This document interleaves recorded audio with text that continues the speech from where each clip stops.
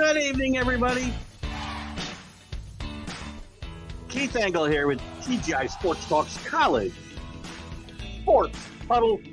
We've got football, we've got basketball. We're still wrapping up football, obviously. We got some great games to talk about from last weekend. Obviously, the semifinals, all the New Year's Day bowl games, but the semifinal games were both, I thought, exciting games. I know maybe Alabama and Michigan wasn't that well played, but I thought they were exciting games. We'll talk about the last call in that Michigan game. Some of you think they made a bad call. I will tell you why they didn't. Anyway, we want to say welcome everybody watching tonight on TGI Sports Talk, obviously on Facebook, YouTube, and Twitter. You can now catch us and comment on Twitter. Also on Northeast Streaming Sports, where you're catching us on Facebook and YouTube tonight. You'll catch a replay of this show Saturday morning at 9 a.m. Also, Let's Talk Sports, where you're catching us on their YouTube channel tonight.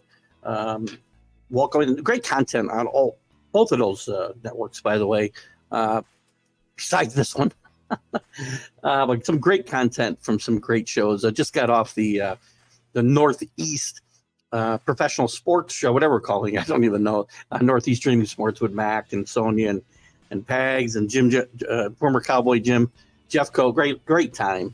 But check us out on all of those avenues. Also, a quick shout out, DDH, by the way, thumbs up, and a quick shout out to Ralph Williams and an apology. Ralph Williams over there at RW Media does some great stuff, specifically the sports corner that he does with Smokin' Jim Frazier on WBVP 1230 AM and 99.3 FM on Tuesdays at 5 o'clock. My apologies to Ralph if you see this, and I sent a text to his producer. I was supposed to be on last night at 5:40, and I pride myself on not screwing these things up, and just a lot of stuff going on here with the holidays, and again, my father-in-law passing away last week. Quick shout out if my mother-in-law happens to be catching us today. Hope you're doing okay, Mom. And I just totally spaced out. Never called his producer. Texted him last night. Didn't get anything back, so I'm probably persona non grata there, and I apologize. Pride myself on being better than that. No excuses, guys, and again, my apologies. So we'll get into a lot of stuff tonight, guys, in the college world of college football. We'll talk about the semifinals, as I said. Two fun games to watch, I thought. We'll talk about why I still like Washington to win this whole thing. We'll talk about Harbaugh, and he has a contract offer on the table that he has not signed, is the word. We'll talk about that last play in that game and why it wasn't as bad a call as you might think. We'll talk about some of the other games around New Year's Day, New Year's week, some of the better bowl games. There was a couple of decent ones. We'll talk about FSU and their debacle, their lawsuit against the ACC, and also the debacle against Georgia and why it didn't matter. I'm so tired, guys. I'm going to get it. I'll go back to that in a second. Actually, I'm going to comment right, and we could get into this tonight. I'm so tired of people, and I said when they didn't get chosen, and they should have been for the final, don't use the result of the Georgia game as any barometer whether they belonged and deserved it or not. And everybody's doing it. Every single person I talk to says, see, they didn't belong. It's irrelevant what happened in that game, whether they belonged or not. Oh, anyway, we'll get to some college basketball later, too. Look at some rankings. Gonzaga in the poll for 142 straight weeks, I think, barely, as they lost this week. And they're barely in the top 25. Florida Atlantic, after making a huge jump after beating Arizona last week, loses to Florida Gulfstream, who is no stranger to big upsets, as they had a couple in the NCAA tournament a number of years back. And we'll talk some other stuff in college basketball too. And we'll take all your topics and your hot takes and your comments as well. So hope you guys will all join us. Good evening, Dave Guyette. Good to have you with us. Syracuse did not perform well in their bowl game, unfortunately. The basketball team gets beat by 20 last night against Duke. I think it's going to be a tough I think it's going to be a tough rebuild, reboot, whatever word you want to use up there. And I know Dave Guyette, a big Syracuse fan. I think it's going to be a tough reboot up there for Autry. I don't want to say the cupboard's bare. They're 10-5, I think, but 1-2 in the ACC, and I just don't see a very good year starting here for Adrian Autry. So we'll see how that goes. Let's kick it off with, of course, whoops, not Jim. He's not with us tonight. The semis. 2 good games last week. Let's look at that before we go anywhere else, okay? Oh, in the first game in the Rose Bowl, which started at 5 o'clock Eastern time here, we got to see. I got to get to where I am. I should have just gone to the date. Probably would have been a lot easier. 1 game left, guys. We're done. 1 game finally after all these bad games in December and some in January. 1 game left. The first semifinal, Alabama, and again, not terribly well played necessarily this game, but I still think it was a great game. I still think this was a great game because Alabama had some issues early. They got into the locker room and made some adjustments. Michigan had some special teams faux pas, which put them in jeopardy several times during this game. J.J. McCarthy had 3 touchdown passes in this game. Probably finally, the one thing that they were saying about J.J. McCarthy, didn't have his signature moment. Well, he had it on that last drive. He had it on that last drive for Michigan. Several plays he had to pull out. He pulled out a couple with his feet, and certainly the last touchdown with his arm. This was an exciting game that went into overtime. Alabama had some trouble snapping the ball all day long. Again, Nick Saban's the best college coach in the history of the game. And if he had a better guy to get out there, I would think that they would have got him in the game. But Milroe, I mean, he didn't play a great game, 16-23, only 116 yards passing. Had a couple turnovers that weren't necessarily his fault. Bama ran the ball okay. Probably should have run it a little more. Milroe was successful running the ball for 63 yards. McClellan had 2 touchdowns, ran for 87 yards on just 14 carries. Receivers were okay. And I thought Tommy Rees and Coach Saban did a good job of making some adjustments at halftime and getting them back into this game, scoring 10 points in the fourth quarter. The game was, I think, 13-10 at the half. Felt like Michigan was dominating a lot of that game. But Alabama came back and played well. We go to overtime. And again, signature drive by J.J. McCarthy. Some big runs, some big throws. Great leadership on that drive. They go all the way down the field and tie the game 20-20. He leads them to his score on the very first drive of overtime. And in that same, that next possession by Alabama, they have a couple of more faux pas with some exchanges. And the last play comes down to, what was it? Let's see what we had here. So they were 1st and 10. Milroe passes complete to Kendrick Law to the 1 yard to the Michigan 24. Milroe runs for 15, gets a first down. So they are now at the 9-yard line. McClellan runs for no gain. Didn't like that call at all, to be honest with you. There, I think they should have maybe rolled out and thrown the football from the 9 on first down. Maybe set up the wrong run later. The next play, horrible play call, horrible blocking up front. McClellan loses 5. Also hate that call. Now, then Milroe completes a big pass to Burton for 11 yards to the 3, sets up 4th and goal from the 3. And people go, what's he doing? They run the ball right up the gut with the quarterback draw from the shotgun. But if you look at it, and Jim Jeffcoat and I talked about it on a show just before. Well, you didn't see it just before here, but on the Northeast Sports Show. It was a counter play. And if Milroe had taken a step or two to his right, he'd have walked into the end zone. He misread the block, something. There was a bad exchange and snapped low again, which probably caused a little disruption in that play. But even so, if he had just had the vision to look to his right, he walks in the end zone, and they're still playing. So I don't think it was a bad play call. I think the bad play calls were the first two downs. There, I'm throwing the football there. They're looking for a run. And if somebody's going to run, I'm going to let Milroe do it.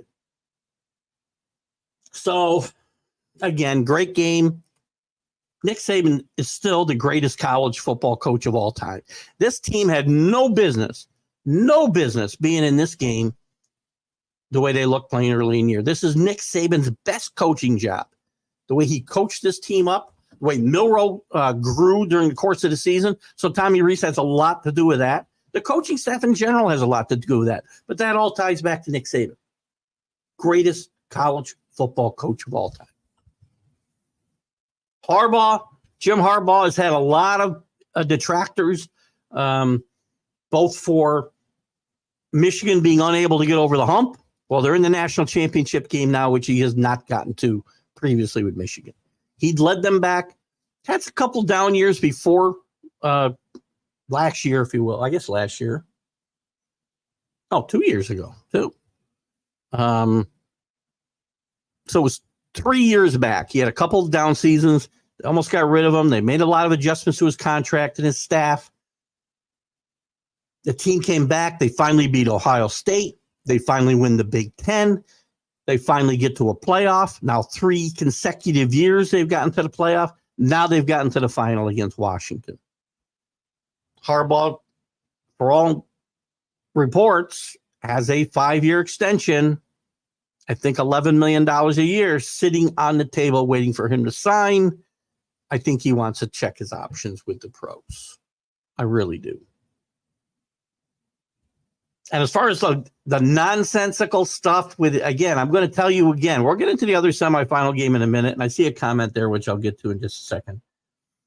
I'm going to say again, and I know it's not a popular opinion, but the stuff that Harbaugh was suspended for this year is ticky-tack nonsense. Okay? The first time, and what's still being investigated now is recruiting violations during the dead period of when they had different restrictions during COVID. Bought a kid a hamburger.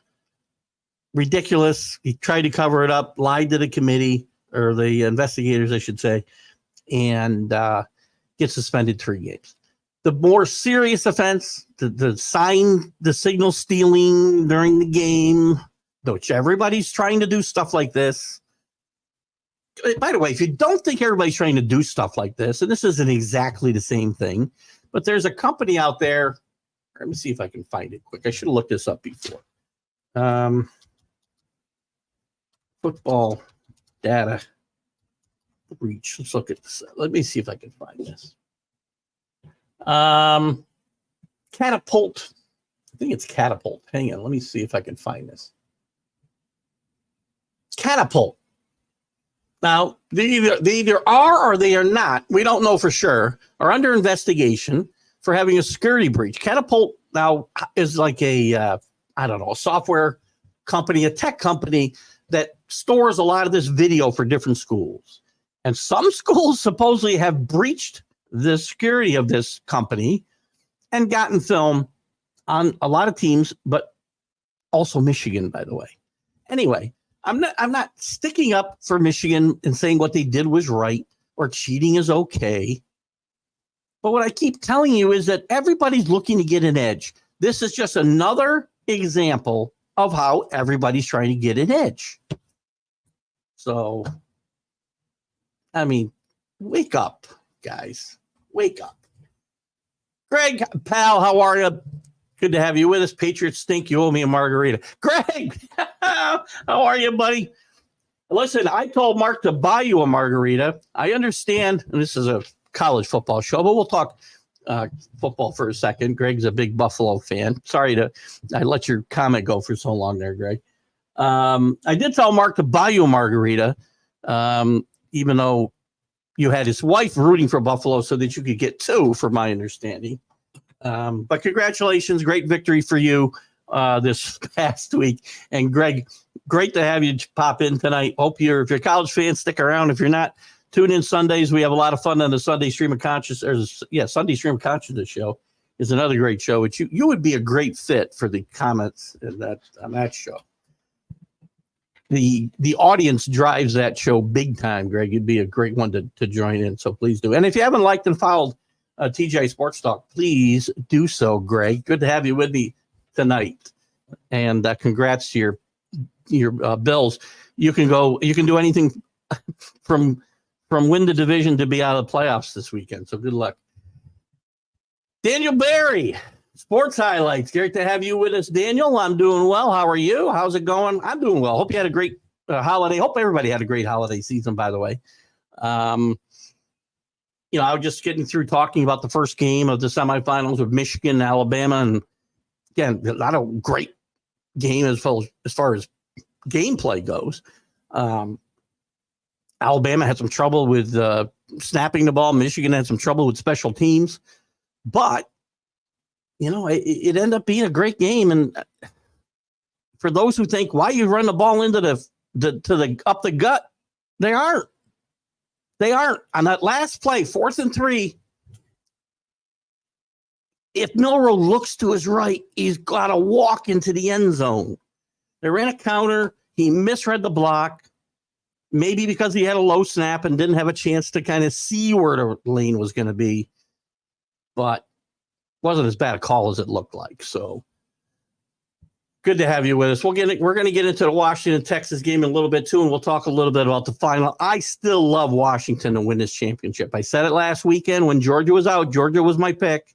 When Georgia went out, I said Washington will win both games, no matter what the matchups were. Before Florida State got themselves screwed out of getting in, which we'll get into if we have to. Robert, I didn't say anything about Robert. Robert Butler from Sports Scope. Great show again here on Northeast Streaming Sports as well. Make sure you check out Robert's show. I do join him sometimes after the show on a Wednesday night. Certainly enjoy those times with Robert. Robert has listen, he knows the stuff that's coming out before anybody. He's faster than Twitter when it comes to sports news, football news specifically, but Robert covers it all. And I love being on his show. Good stuff over there. The second semifinal. And we go backwards and forwards. Guys, you got questions, you got comments, please throw them out here. And Greg, I'll get you your margarita. Hopefully I can get up this week. Got some snow coming, so I'm not sure about the drive, but we'll see how it goes. Plus, I got people coming in town for my father-in-law's funeral, but I plan on being there at this moment. I plan on being there. So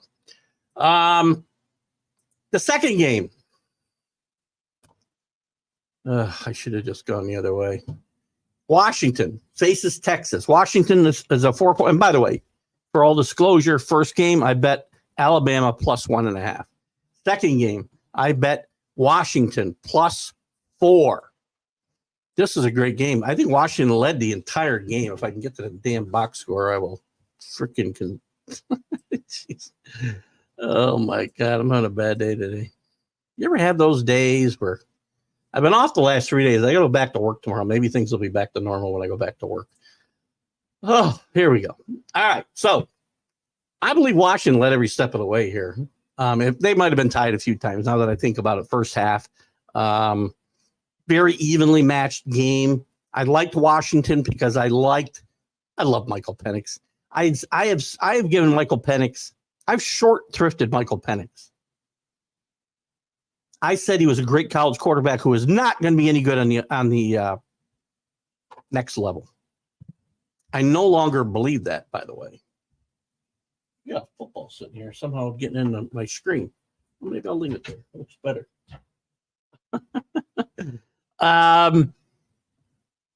Michael Penix, the last 3-4 games have really convinced me that he's got a shot at the next level.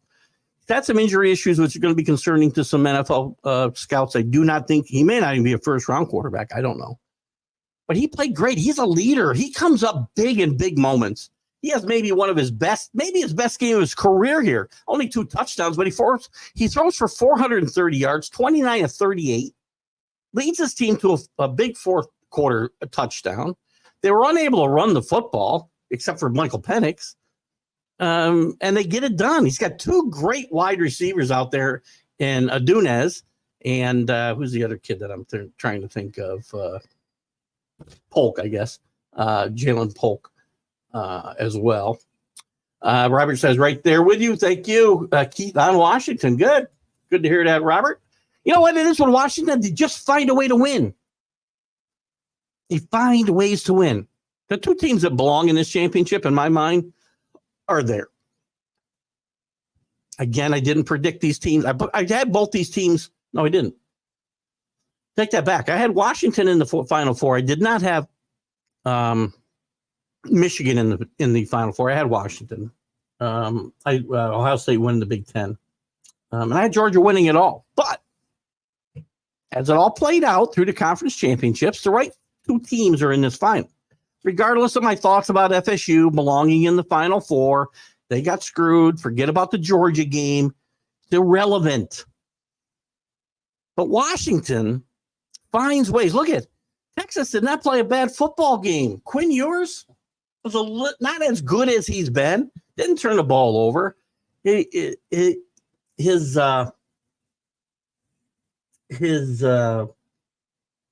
what's the word I'm looking for? He wasn't very precise throwing the ball, if I might. 24-43. But he threw for 318 yards. He came up big late in this game. Washington should have been able to put this away. You got to do a better job managing that clock at the end of the game, Coach DeBoer. You have to do better. You can't give them the ball back with that much time, right? You got to be able to run the ball and run that clock down a little bit better than what you did. 2 Quinn Ewer bombs, well, not bombs, but long passes, puts them right down there at the inside the 10-yard line with 4 shots. Great, but this Washington defense is resilient. That's what I like about them. They're not that good or great. They give up points, but they make some big stops in big moments. And that's why I like this Washington team to be able to keep this going a week from, a few days away now, right? 5 days away. I believe Michigan, if I'm not mistaken, is a favorite again in this game. Let's just take a quick look here. Oh, well, we can go back here now that I think about it. Pretty sure as we look ahead to and I want to talk a little more about Harbaugh too, if you guys do. I guess we're going to go down here to the bottom of the page again. Michigan's a 4.5-point favorite. Pretty much the same thing Texas was. I still like Washington here. This game's going to be played in NRG Stadium in Houston, Texas, Monday night. It should be a great matchup. A great Michigan defense is against a great Washington offense. I would expect Michael Penix to need to have the same kind of game he had against Texas, and I would expect Corum to need to run the ball a lot better and he didn't run the ball badly against Alabama. Don't get me wrong. They need to run the ball better. McCarthy needs to come up big. JJ McCarthy in the second half, in the fourth quarter, like he did against Alabama. And I think that was maybe,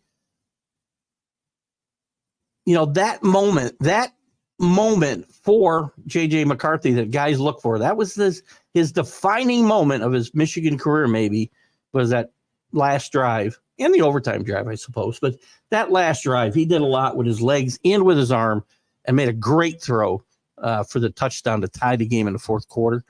So I think this is a pretty even matchup. I think it'll be lower scoring than the Texas. Maybe not. The Texas Washington game, I think it'll be a tad lower scoring. It'll be a little higher scoring maybe than Alabama and Michigan was in regulation, right? I expected to be more than 40 in regulation. But I wouldn't expect it in the 50s.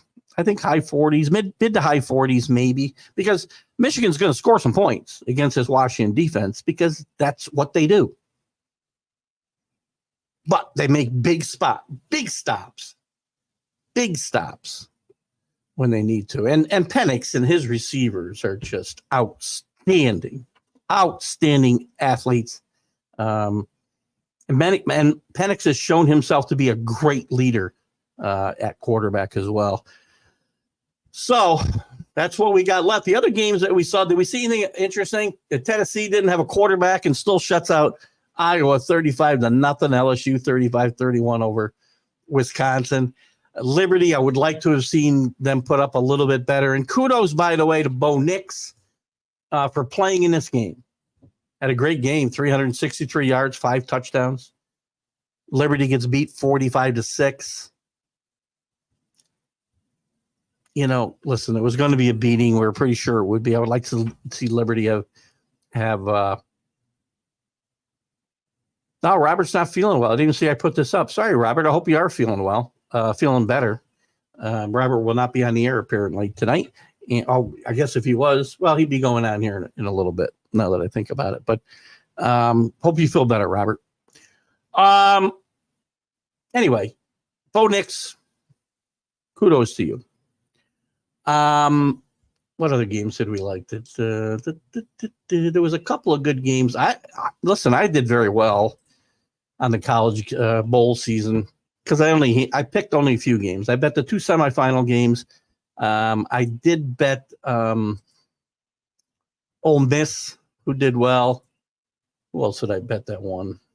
You know, Georgia was an easy pick. I did bet Missouri over Ohio State. And I think that was the only games I bet. I think I bet Texas San Antonio early on. So one loser because I did pick Alabama this close to win it. You know, to talk a little bit more about the college football bowl season, and I'm hoping with the 12-game playoff this will change. The opt-outs are ridiculous. We don't need to play 43 games, 86 teams, and all but 8 of them have people opt out. 15 to 20 of these teams had 15 or more players opt out. Some of them the best players on the teams. A lot of times it was the quarterback, and it was for guys that were in the transfer portal. Some of them already, signed with other programs. Van Dyke, the quarterback for Miami, was already a Badger before the team ever went to Yankee Stadium. Sam Hartman doesn't play for Notre Dame. DJ doesn't play for Oregon State. McCord doesn't play for Ohio State. Guys, you can't let your teammates down like this. Something's got to happen. I'm hoping the 12-team playoff changes some of this. And the biggest travesty of all was all the Florida State players that opted out of that game. Something's got to happen. I'm hoping the 12-team playoff will alleviate some of that. If you're in a 12-team playoff playing for a national championship, I would hope to God there's not these opt-outs. Even the Final Four teams had guys that opted out. Nobody of major consequence.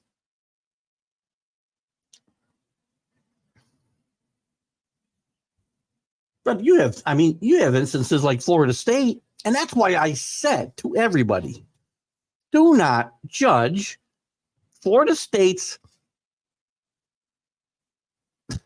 whether Florida State should have been in the oh my God, if they should have been in the Final Four or not, based on whatever happens in the Georgia game. And I said, I don't care if they win, which I knew wasn't going to happen because I knew guys were going to opt out right and left, and they did.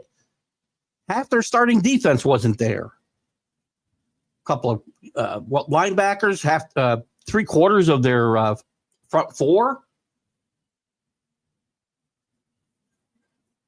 And I said, after I said they got screwed because this committee didn't want to choose between Alabama and Texas, and I believe that to this day, that Florida State deserves to be in there, and I will say that until this argument dies down or forever, if need be. This team belonged in a Final Four. They deserve to be there. Were they one of the 4 best teams at that very moment? No. But did that team fight and deserve a chance to play for a national championship? Absolutely. They won every game you put in front of them in a power football conference. They beat 8 teams that went to bowl games. Now, granted, there's too many bowl games and too many teams going to bowl games. But they deserved to be in that Final Four. The result of the Georgia game, 63-6, whatever the hell it was, 63-3, is not relevant to whether they belonged or not. If they'd gone to the semis and gotten blown out, which I do not think would be the case because that defense was really, really good. But even if they got blown out in the semis, I would have said they still deserved and earned the chance to play for a championship. That's what this is all about. The body of work.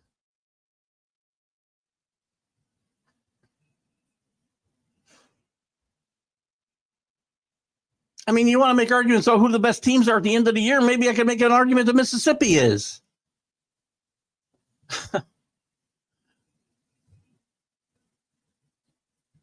Not really, but you get my point. Now, we're going to have a 12-team playoff next year. Maybe I won't have to have this argument ever again. But I will tell you that these guys who opt out are showing zero character in my mind.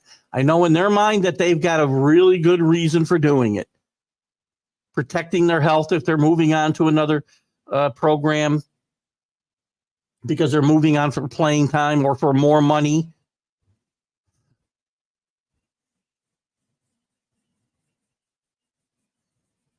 Does anybody think Van Dyke is going to Wisconsin for anything other than more money from Miami? Or whether you're going into the draft like David Versay from Florida State, one of the best defensive players in the country, doesn't want to get hurt before the draft. Fine, take out insurance, do whatever you have to do. David, you could get hurt stepping off the curb tomorrow.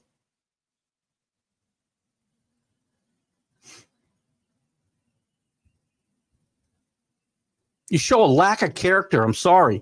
You let the team down by not showing up. I would like to have rooted for, I did root a little bit for Florida State, even though I bet against them, to win.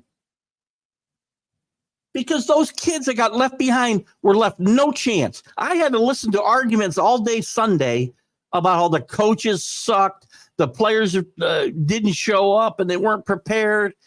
Bull crap. They had 20 some scholarship players left on that team to play against the mighty Georgia Bulldogs. And they went there and they played their hearts out and they got killed. God bless them.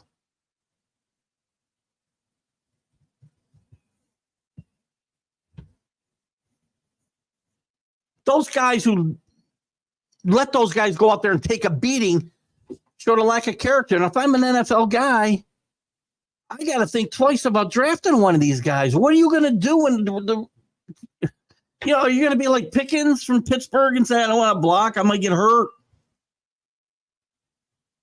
Oh, so frustrating, guys.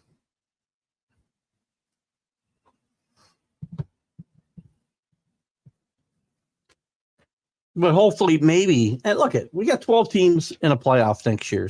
That's 6 bowl games right there. We don't need 43.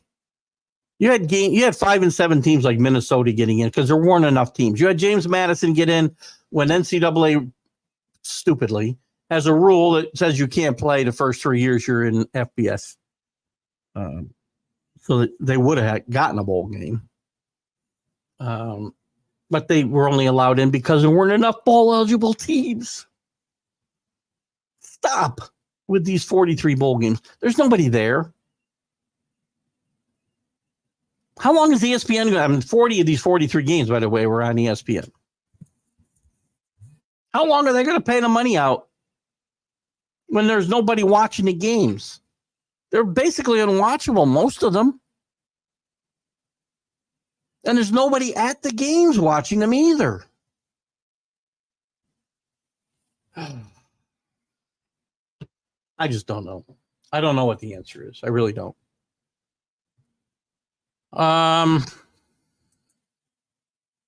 Talking about Michigan, still a lot of vitriol going on about Jim Harbaugh. Do they belong there? Did they cheat?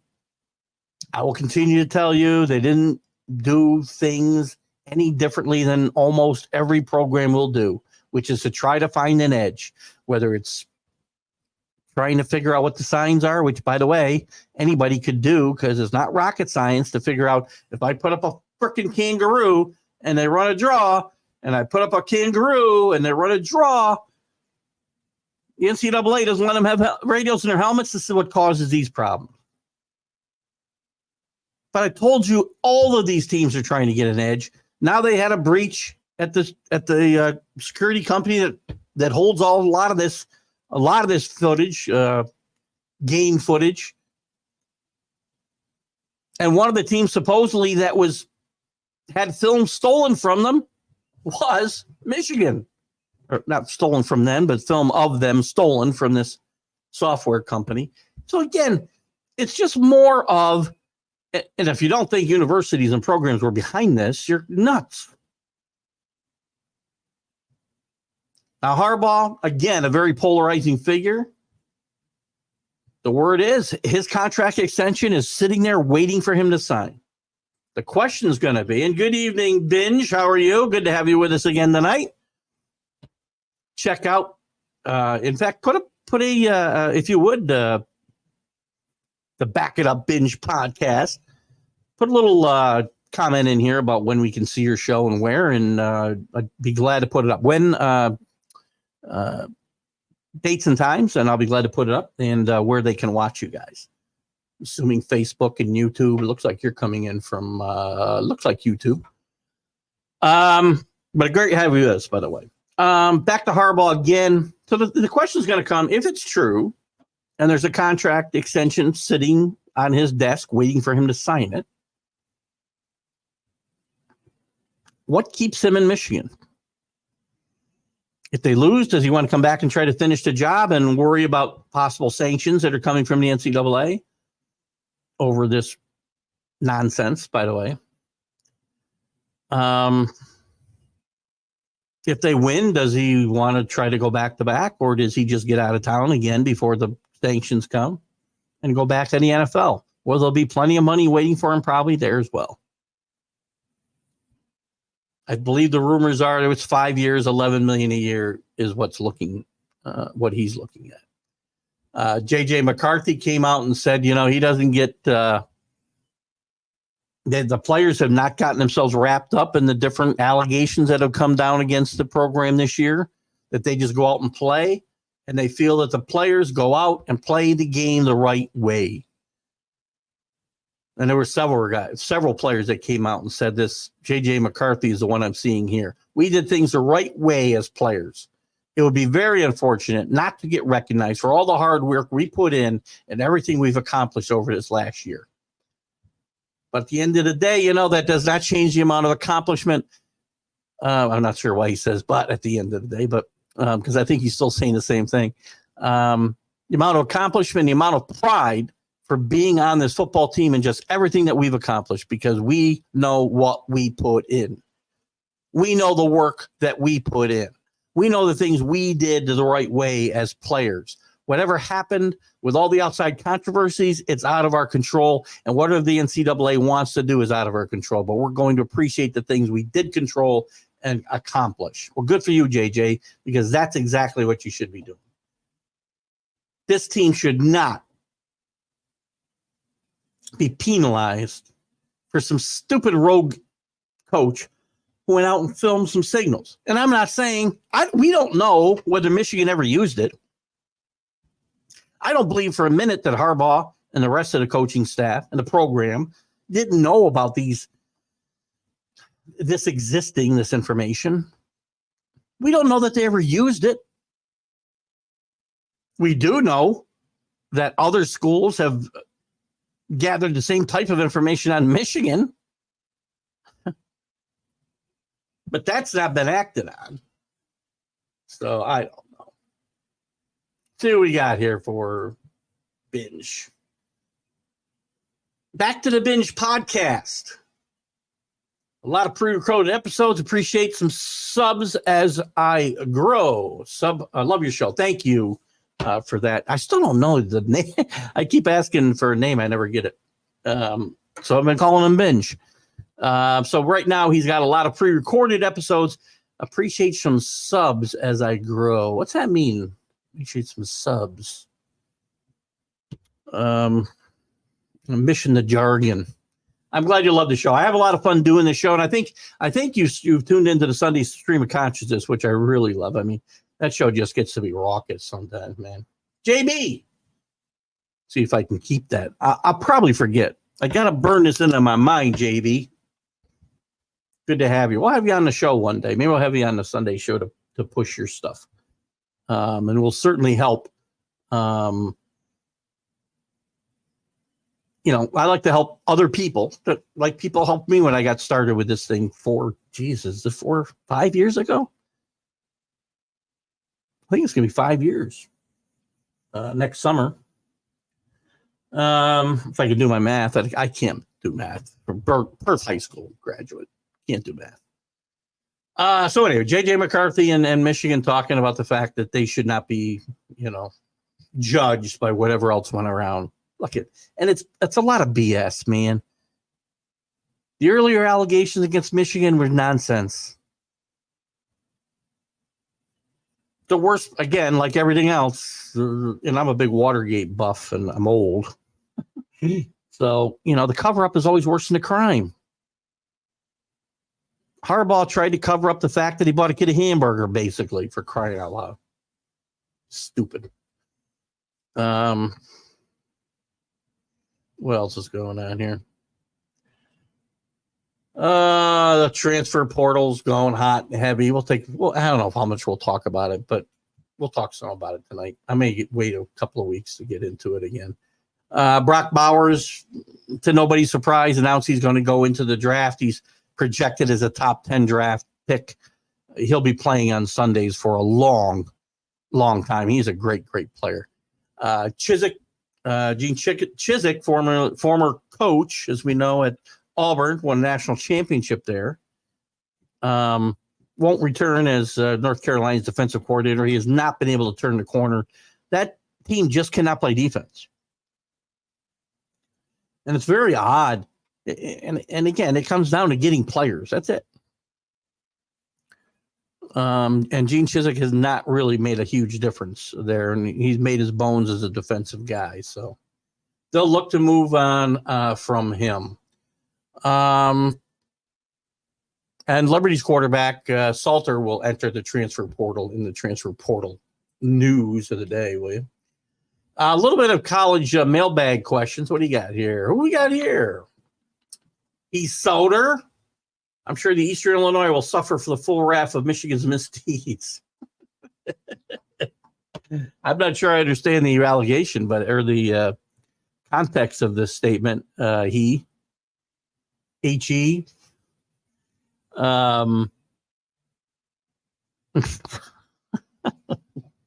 But anyway, Michigan's misdeed. I'm not sure which one we're talking about. If we're talking about the earlier allegations about the dead time during COVID recruiting periods, who cares? Nobody cares about that stuff. It's Jim Harbaugh in Michigan. That's why they care. And I'm no big Harbaugh fan. He's a great football coach. I find him very disingenuous as a person. I never trust anybody who wears glasses thicker than mine.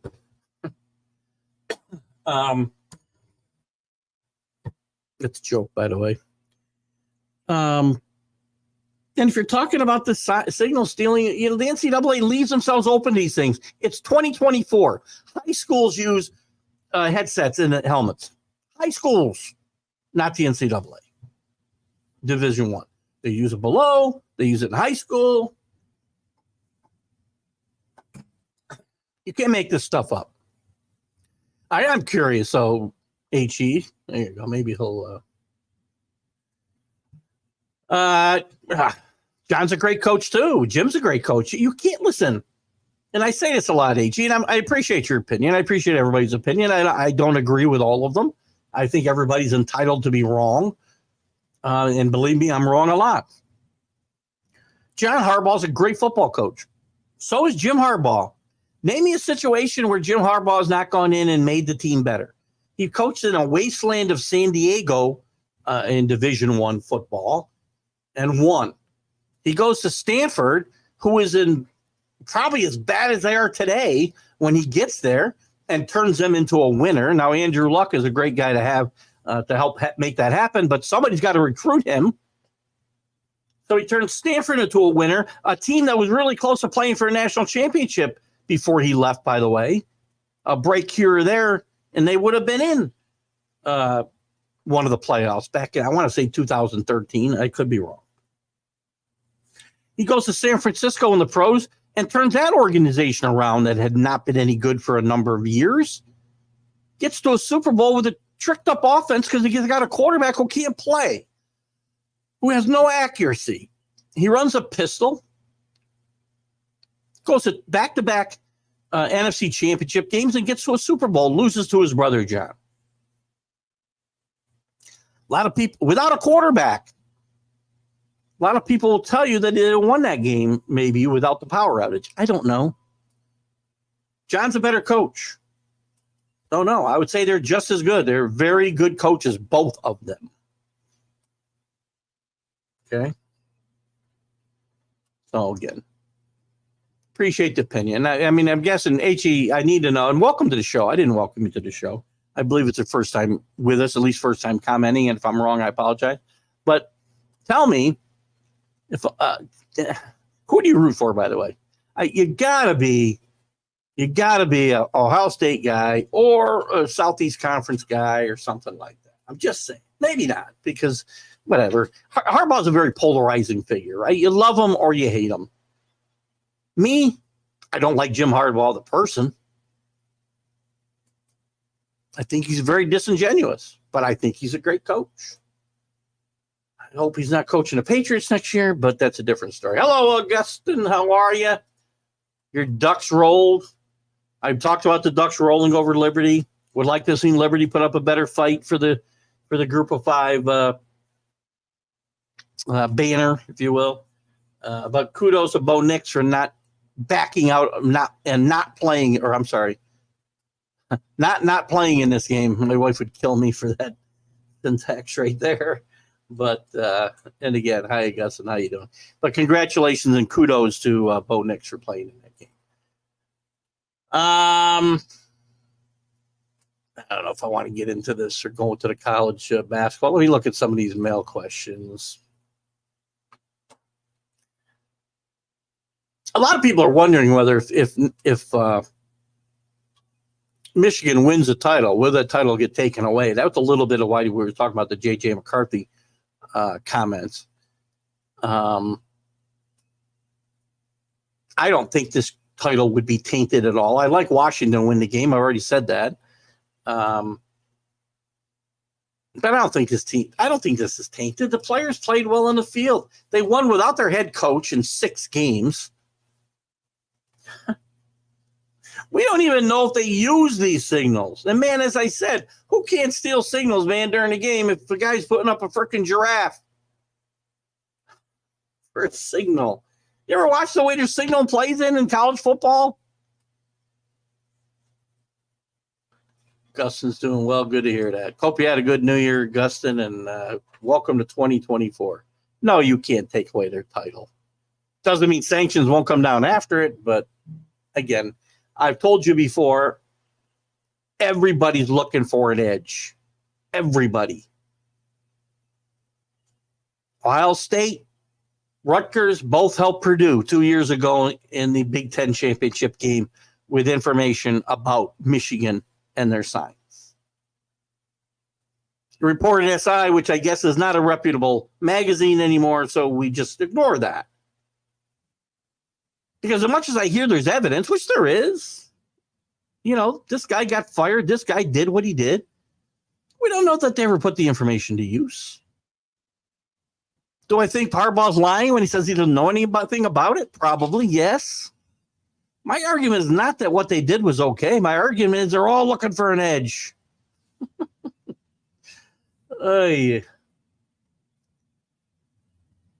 I'm just looking at some of these other questions and before I move on to college basketball. You guys are welcome. When I move on, you're welcome to go back to football if you want. And I got to tell you, one thing about the college football semifinals that I forgot to talk about. Too late, man. I was up till nearly 1 o'clock, 12:50. I think the game got over. I read somewhere. I know I didn't get to bed till like almost 1:30 by the time I got myself out of my chair because I was half awake. The games can't end at 1 o'clock in the morning on the East Coast. They can't. We got to figure that out. TV's got to figure that out. Oh, anyway. I haven't watched Paul Feinbaum this week at all. I wonder if I mean, are they okay down there? The SEC doesn't have a team playing for the national championship for the first time in, I don't know, how many years? They won the last 4 or 5 championships. Last 4, I guess. You think they're okay down there or no? I sure hope so. Where'd you go, HE? Lose you? Waiting to find out who you root for, dude. I'm going to move on, but we can talk some more about that if you want. Coaching carousel, not much going on. Transfer portal, we'll talk more about next week. We talked about, we didn't talk about FSU suing the ACC, but we talked about that a lot last week. We'll see how that goes. We'll keep an eye on that and see how that affects the rest of college football. Because this could have a meaningful effect, by the way, if they get out of this contract. Okay, let's switch our backgrounds, and we're going to talk some college basketball. What do you think about that? We'll go around the league. We'll look at wow, that's a terrible picture back there. I don't know what happened here. See if I can fix it by doing this. There we go. A little better, not better. Something wrong with the lighting tonight. So I apologize for that. College basketball. Let's look at the polls this week. Some big movement and a disappointment for some teams that really made a statement last week. Florida Atlantic made a great statement last week. Oh, got some comments here for him. Could have he in here. There he is. Back to binge. Great Shula story out there about not cheating with the other team's game plan that Ozonka had found. Check it out. I think I know this story. And Don Shula was, and again, Don Shula played in a different era. I think using a team's playbook would be a little bit way over, the boundaries. But look at these teams are all trying to get an edge. I'll check this out. I think I know this story a little bit, but I will check it out, JB. Don Shula played in a different era, and Don Shula coached in a different era. And Don Shula was part of the competition committee, and he was going to have to keep himself, above, if you will, the fray. But we'll check that story out. Again, when I say everybody, that's a bit hyperbole, right? When I say everybody, it's never going to be everybody. But there are a lot of people out there trying to get an edge, and it's not just a handful. Sure, Paul is talking with the committee as we speak. You got to be an SEC guy, HE.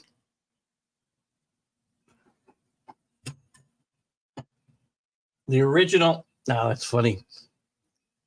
What was the logo?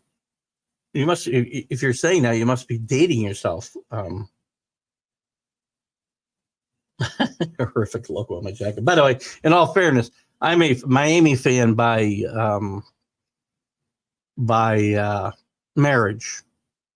Just in all transparency. I like to see them do well. And I'd love to get your opinion on, and I'm glad to hear you're a Miami fan but here's the thing with Miami, and I've said this for a long time. People talk about Miami like they're Alabama or they're Alabama or Oklahoma or somebody with a decades-long history, Notre Dame. They've fallen on hard times, but they really only had a 20-year run from 82 to 2002 or so. That's all they had. They had some good teams. Lou Saban coached on there, so don't think I don't know. And I'm guessing you got to be as old as I am now, H.E., based on your comment about the horrific logo. I'm trying to picture the original logo. I still thought it was a U. Maybe not the green and orange one. I don't know. But I know of the team. I was a fan. I'm a college football fan more than anything. I follow good stories. And I bet games. College basketball, I was a big Marquette fan when I was a kid because of Al McGuire. But Miami football, I know of when Lou Saban was a coach there. Jim Kelly played there. Jim Kelly played for Lou Saban, not sure. Chuck Foreman, who I've interviewed on my show, went to Miami. We talked a lot about his time there. Oh, Miami, Ohio. Oh, so you're a Walt. I'm sorry. Who went there? Roethlisberger go there? Who went to Miami, Ohio? Did Big Ben go there? You gotta have somebody. I know Wally Zerbiak, I think, was your big guy in college basketball, if I'm not mistaken. And listen, by the way, I'm not going to disparage Miami of Ohio because I think that the MAC is a good league. Is it the MAC? Why do I feel like I'm saying it? Going the wrong. Yeah, the MAC, Mid-American Conference, right? How they doing in basketball so far? 6-7. The Red Hawks. Sounds like a name change from something. Sounds like a name change from something. I thought Big Ben went there. John Harbaugh went to. No wonder you like John Harbaugh. He went to. I did not know he went to Miami, Ohio. Awesome. Now I get you why you don't like the logo. Oh, that's a good one. The MAC. Meh. I don't know what that's for. Zerbiak. I don't know if you follow their basketball team too. I mean, they've had some good moments. And the league's not that bad. Football, listen, there's some good football teams that have come out of the MAC in recent years. Buffalo had a good run for a while. Buffalo had a good run in basketball when Hurley was there. Bobby Hurley was there before he went to Arizona State. Trying to look at these other teams here. If I'm not, and also no, I guess that was not where he went. Thinking of somebody else. Ball State's had some good basketball teams through the years. I remember one of my favorite coaches, Rick Majerus, made a pit stop there for a short time in his career. Buffalo had a good run. Toledo's had some really good football teams, including this year. I think they had a pretty good team. Kent State's had some good football teams. The alma mater of the greatest college football coach of all time in Nick Saban. Bowling Green, former head coach of Urban Meyer, whether you like him or not. Great football coach. Bowling Green, by the way, is 10-3. They won 8 in a row now in college, since we're talking about that. I was just looking at some of these other schools. Akron, I think, if I'm not mistaken, Akron had Coach Jerry Faust, who went to coach Notre Dame and was a huge failure. I think he coached Akron afterwards. You can straighten me out if I'm wrong, HE. See how right I am. And I think Frank Zolich. Didn't Frank Zolich coach at Akron or maybe Ohio? I don't remember. I think it was Akron after he got fired by Nebraska. And these teams, Western Michigan, Eastern Michigan, always seem to come up and beat somebody in a Power 5 conference. It seems every year there's somebody from this league that comes up, steps up and beats somebody. I feel like it's Eastern Michigan, Western Michigan.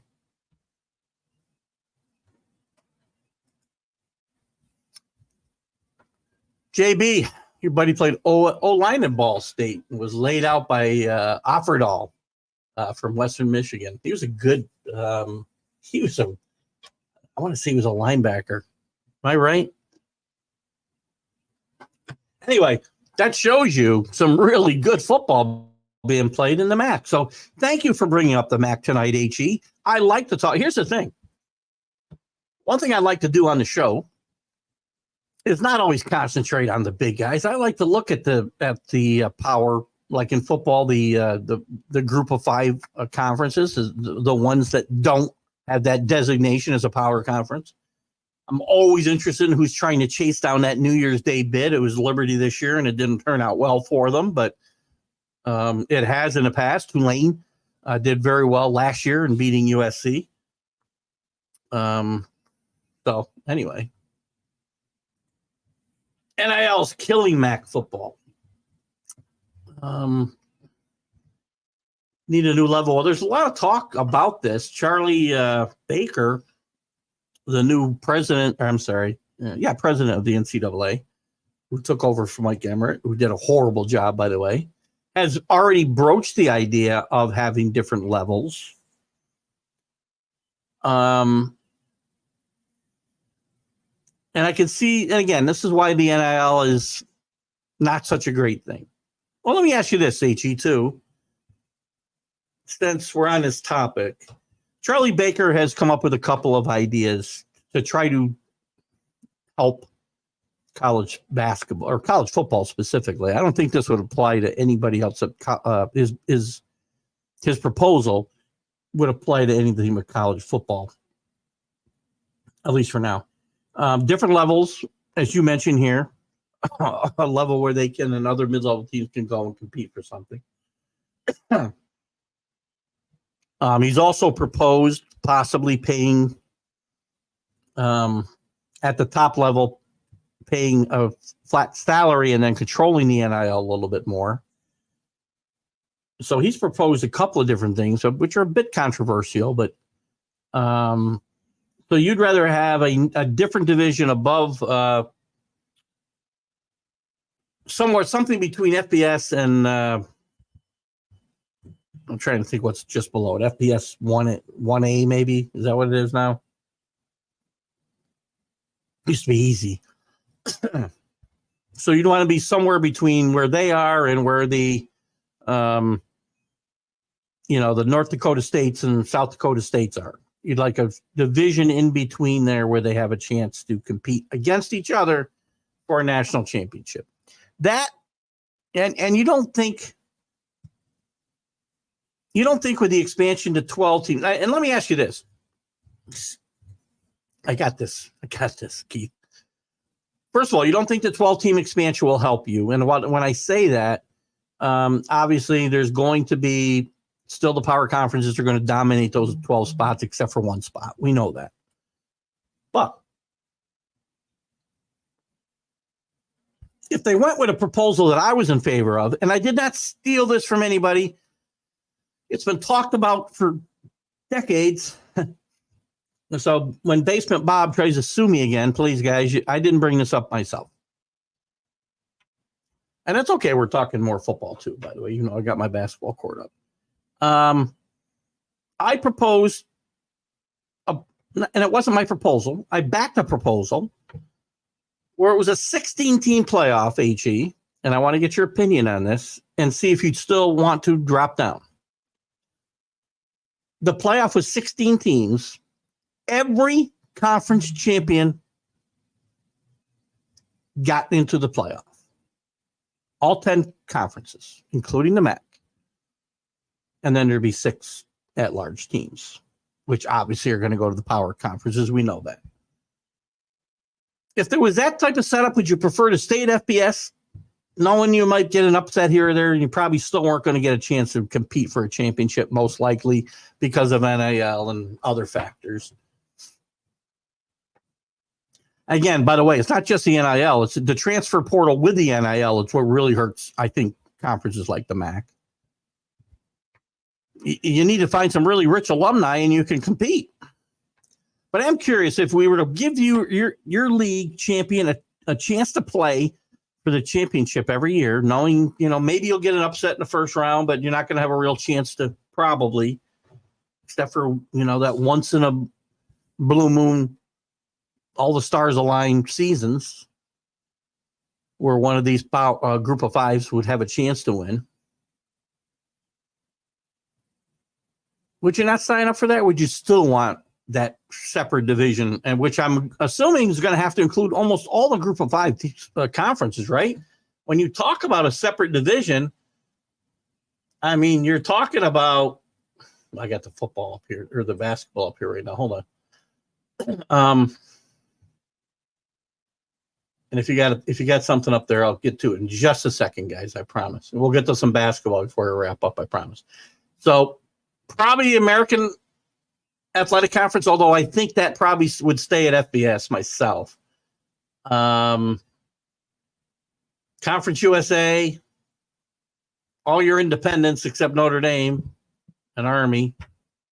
Maybe not the independents. Mid-American Conference. We just talked about Mountain West. I think the Mountain West stays with the big boys. Southern Conference, or Sun Belt Conference, sorry. I mean, it's only like 4 conferences, because I think three conferences, because I'm going to say Mountain West and the American would stay in FBS.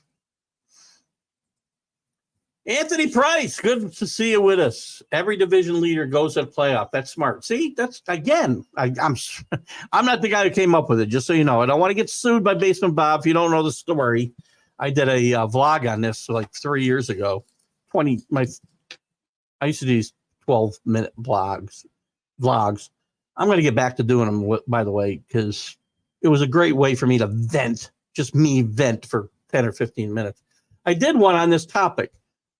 And the guy threatened to sue me several times. He sent me a letter. He sent me messages on Facebook. He commented on my YouTube video. He wrote a whole book about this 25 years ago or something that nobody bought except his mom. And I'm pretty sure he's still living in his mom's basement.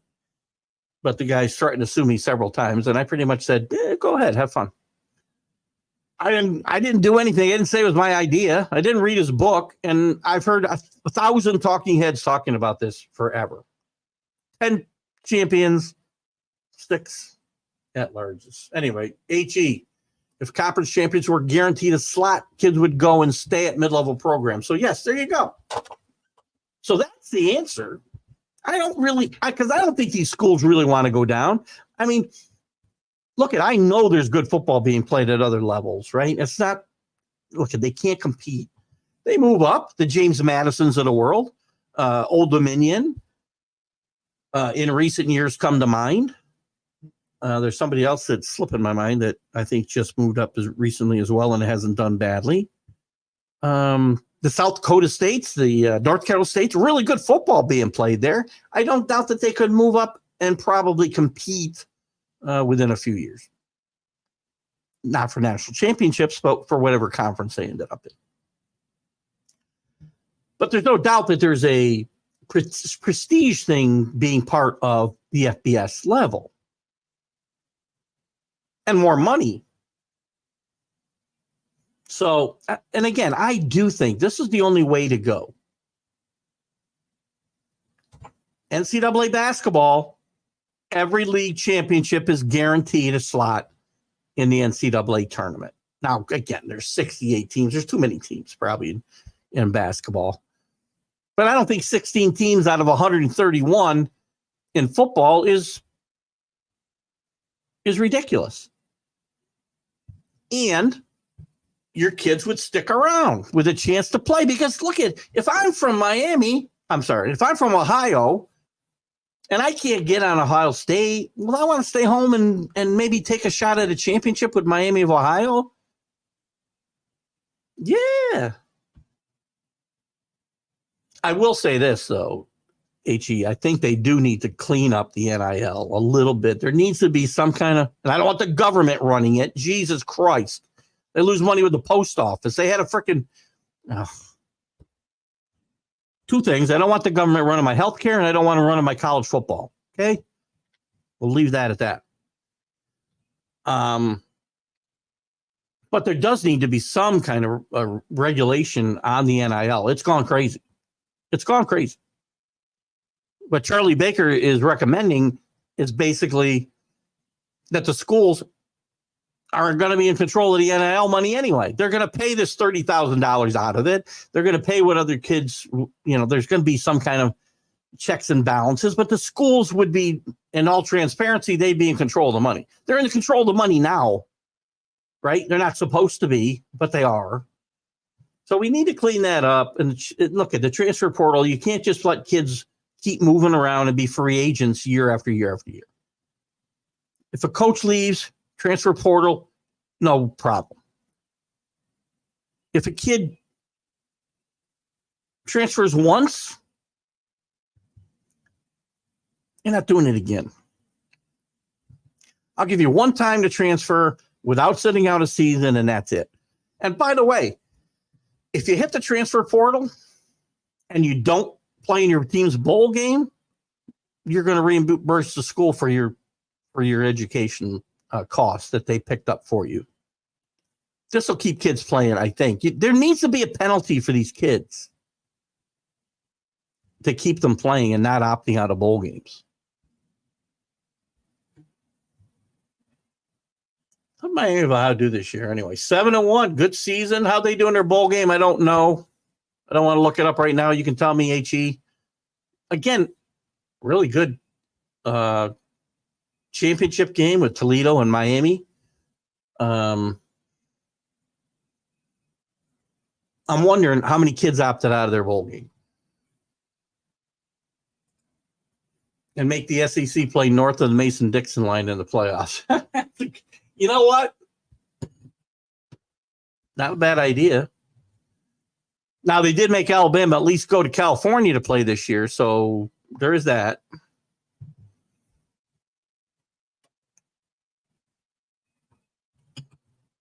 But I do get what you're playing. It seems like they're always playing in Atlanta. They're playing in Dallas. Now they lost. Do they have a lot of kids opt out or not? HE. I'm so over these kids opting out. It's just painful. God, I seriously, if I'm running an NFL team, I'm not considering a guy who walks out on his team for the biggest game of the year. Theoretically, again, there's too many bowl games.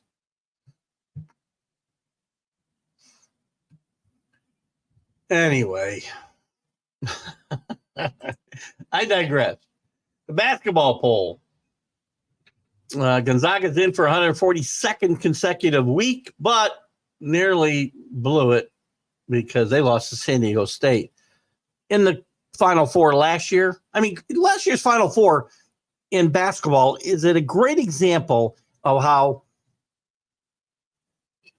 the football proposal that I back would be exciting, because you're not going to have this happen every year. I understand that. But last year saw Florida Atlantic and San Diego State get into the Final Four. You don't think that could happen in football every 10 years? We get one of those teams into the Final Four, or one of teams like that. There are good teams in the Mountain West. There are good teams in the MAC. There are good teams in the American Conference.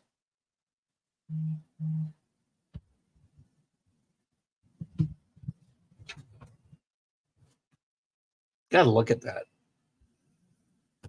Oh, anyway. Burning myself out here tonight. We didn't get to talk about any basketball. We'll talk right now a little. But we'll go back if I have to. Just, Purdue stays number one. Actually, the first three stay the same. Purdue, Kansas, and Houston. The first place ballots were distributed about the same. 49 for Purdue, 5 for Kansas, 9 for Houston at 13-0. Kelvin Sampson, I say every week, what underrated coach at Houston. Doing another great job this year in getting ready to play in the Big 12 this year as well, not the AAC. How are the ratings for the Final Four last year with those teams? I don't recall if they were up or down. That's a great question, JB. Let's check it out.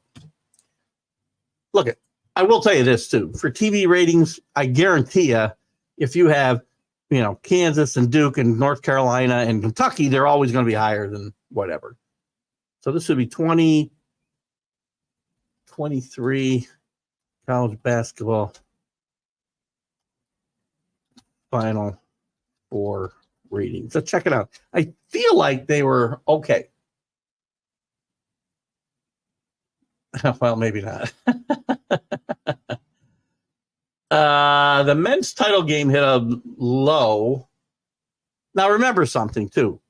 Ratings today can't be looked at like ratings from 30 years ago because of the choices on TV, recording games, and everything else. Anyway, Mondays, this was the final. UConn against San Diego State. National championship average a 7.8 rating and 14.6 million viewers, down 15% in ratings and 14% in viewership from Kansas and North Carolina on TBS TNT True last year. By the way, so that's 3. So that, well, we're on 3 different networks. Still doesn't probably add up to CBS's audience. And the lowest rated and least watched title game on record. The previous lows were last year's 9.1. So, I mean, it's trending down anyway. But, yes, the viewership was down a little bit.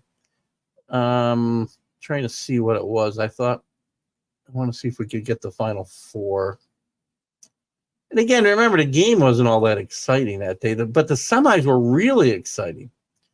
Viewership declined for the national semis as well. UConn's rout of Miami declined double digits, wiping out what was a slight gain.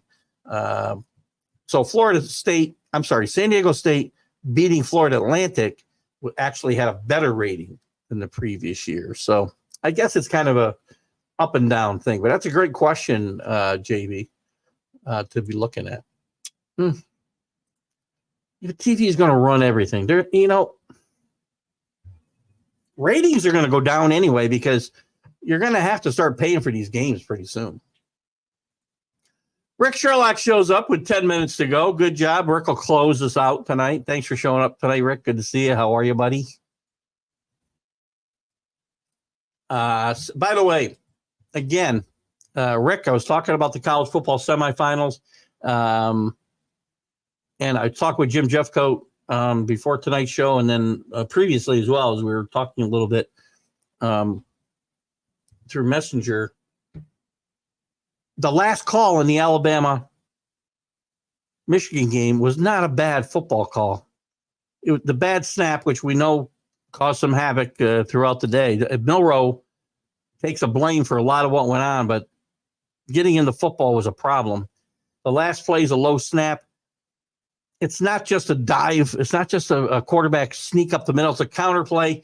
He read the block wrong. If he goes right instead of left or straight instead of straight up the middle, he walks into the end zone. If you look at from behind the play, there's a big lane there that he just didn't see, whether it's because of the snap or whatever.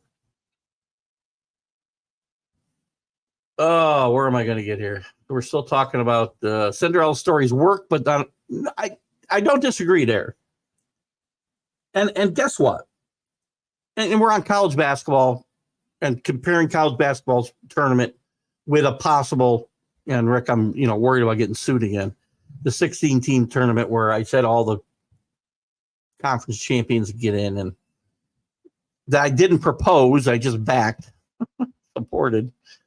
The networks, just using the college basketball side of this, as JB has been trying to compare ratings and whatnot when I talked about San Diego State and Florida Atlantic getting in the semi or the Final Four last week, the semis.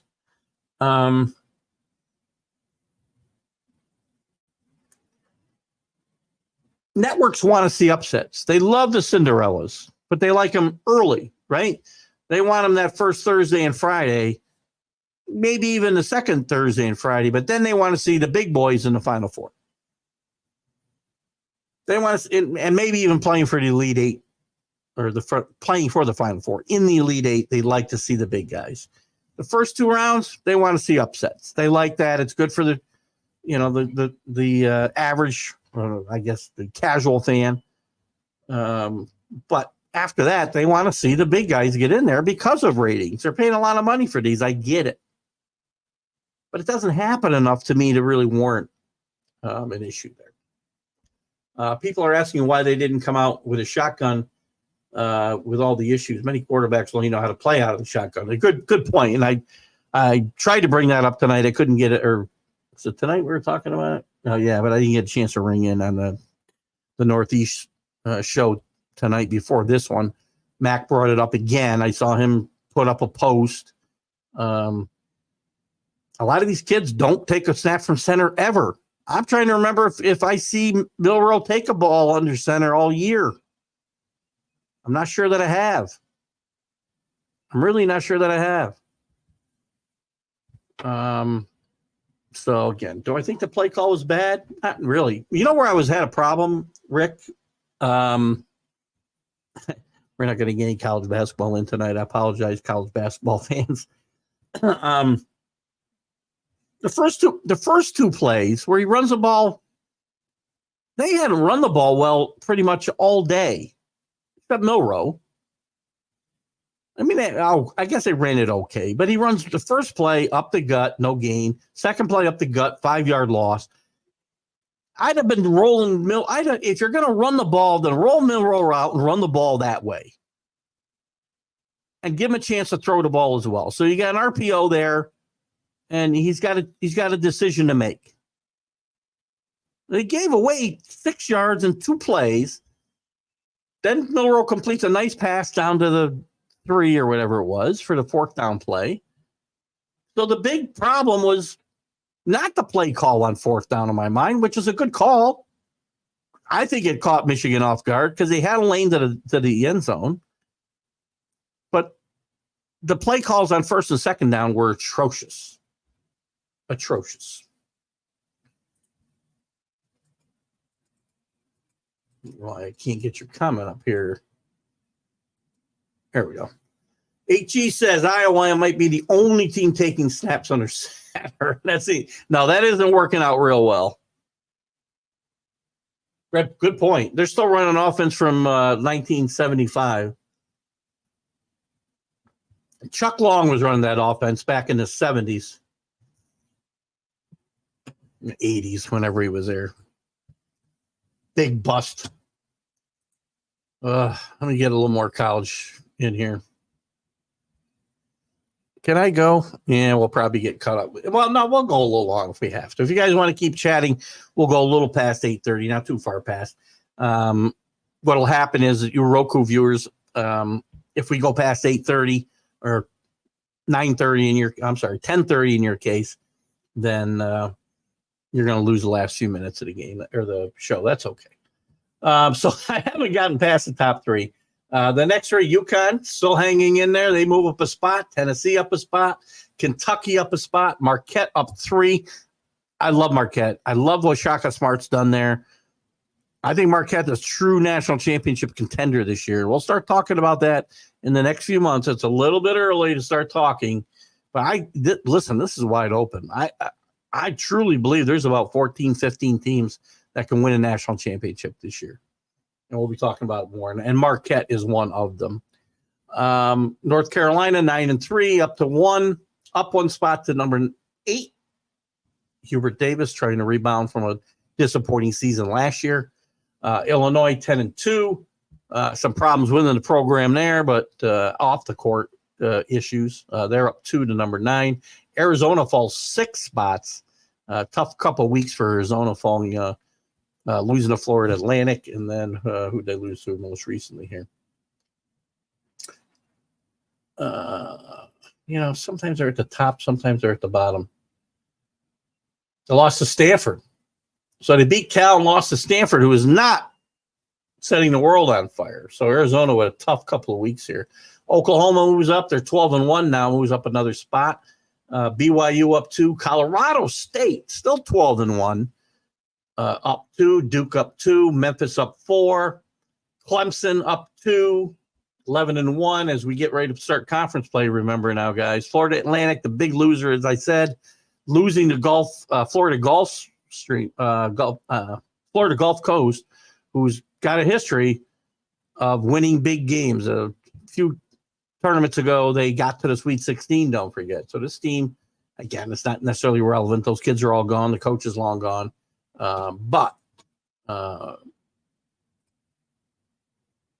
Anyway, Florida Atlantic, after really getting a signature win against Arizona and proving they belonged last year, dropped 10 spots to number 17. I still believe in this team.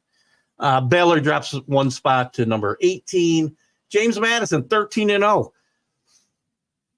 Again, this isn't an overwhelming conference. This is a team that's got a chance to go to a very good chance to get to the tournament undefeated.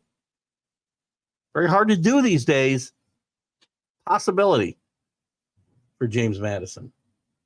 Good big jumps for James Madison in both football and basketball. Texas 10-2. They move up 1-20. Wisconsin up 2. Ole Miss up 2. Providence up 2. Gonzaga, as I said, just hanging in there after a loss to San Diego State. They've got 4 losses now already. I'm a little surprised they hung in the top 25. They dropped 11 spots, and Auburn moves in to the top 25 at 10-2. Falling out was Creighton.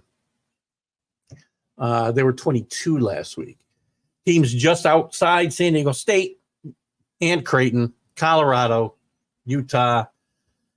Really the only ones I could say not that far away from jumping back in this poll. Let's see, is it worth looking at the we'll go around the conferences a little bit. Nah, I think we'll skip the conferences. We'll skip everything. Rick, you got anything else you want to chat about before I sign off today? Not a lot of conference play because of football, but we'll start to see the college basketball right now is starting to get back into what really is an exciting time for me.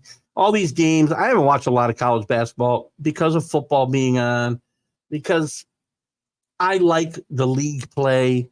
To me, it's more important as to who's going to start being tournament contenders and favorites and such, and we start to look at bubble watch. It gets important once we have conference play well and underway. So anyway.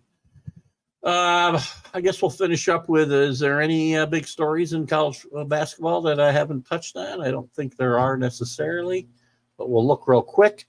Purdue, we talked. LeBron James gets a season best 15. He's only played a couple games for USC, but starting to play better. So that's a big deal. But Baylor opens up a new $212 million basketball arena. We talked about Stanford. They set a new mark for threes in their upset of number 4 Arizona. And I'm not going to talk about this Illinois off the court issue right now. And Miami right now is leading Clemson 25-24.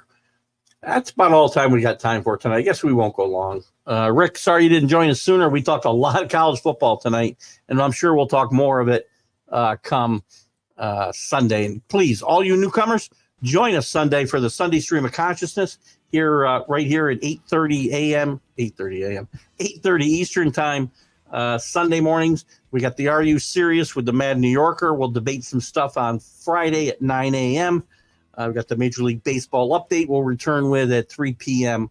on Friday as well. So Guys, thanks for watching tonight. Please check out all the shows. All you newcomers, you have not gone to TGI Sports Talk and liked and followed the page. Please do. And thanks for joining us tonight. And if you're on YouTube, ring the bell and follow there too. I have not focused on YouTube. I'm focused on Facebook. We're going to start moving toward YouTube too. Thanks for joining us, guys. Keith Engle for TGI Sports Talk, College Sports Huddle. We'll catch you next week. Same time.